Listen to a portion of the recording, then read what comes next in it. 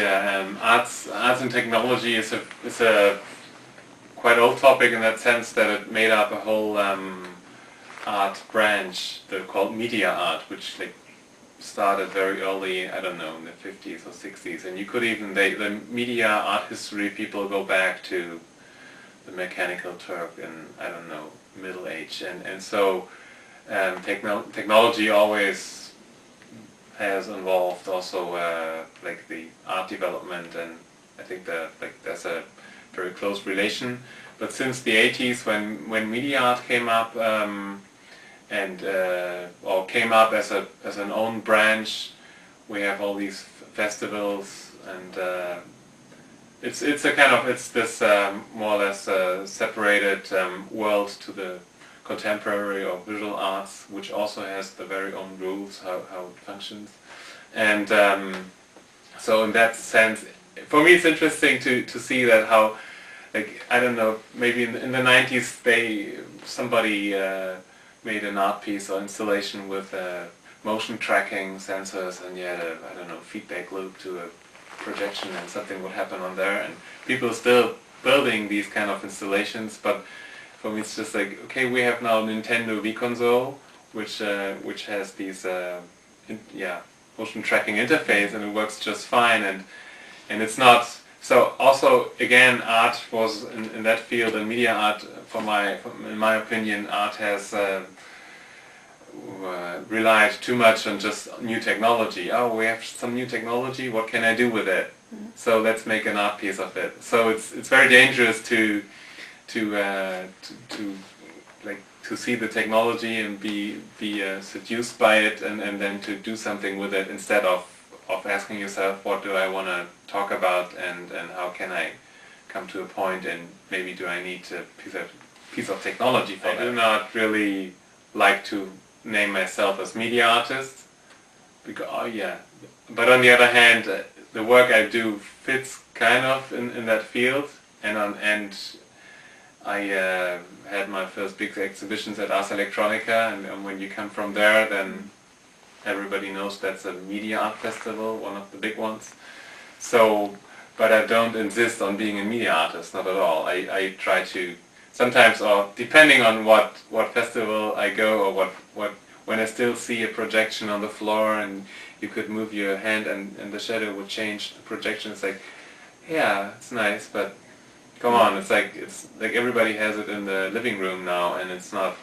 Then there has to be like some more content on it, or questions on it, than just using technology. So sometimes I'm quite annoyed by what's going on in media art, but that's depends very much on what you see. But also the question is where is the border, no, of the digital? For example, your final works are made of T-shirts, no, paper, and so. But they translated the digital mechanisms, no?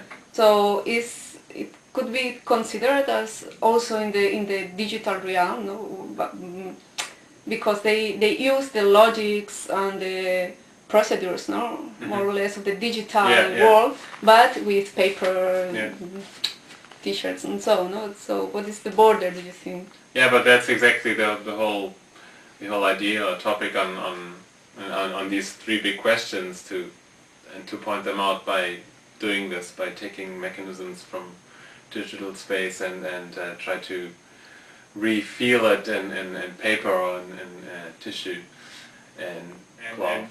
For me that is more important than to discuss on which art field I'm on. I mean, it's like, I don't care actually so much, but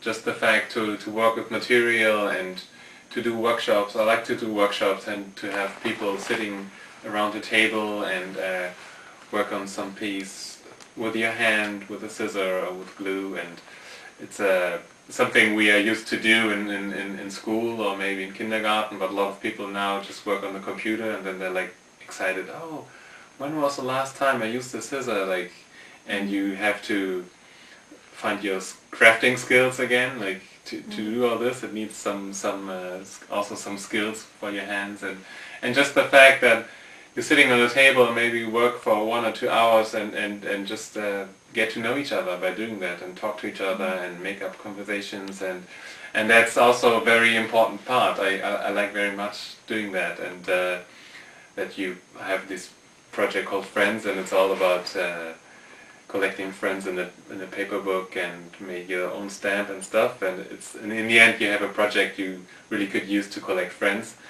But it's more like a vehicle to have people sitting on a table and getting to know each other, which is the very basic idea again of being social and just being in society. So there are these two views on technology in myself too, and I'm interested in what's going on the web and how's the development, and then I try to take a step back and to look what this means for us, and do we really need it, and this kind of way.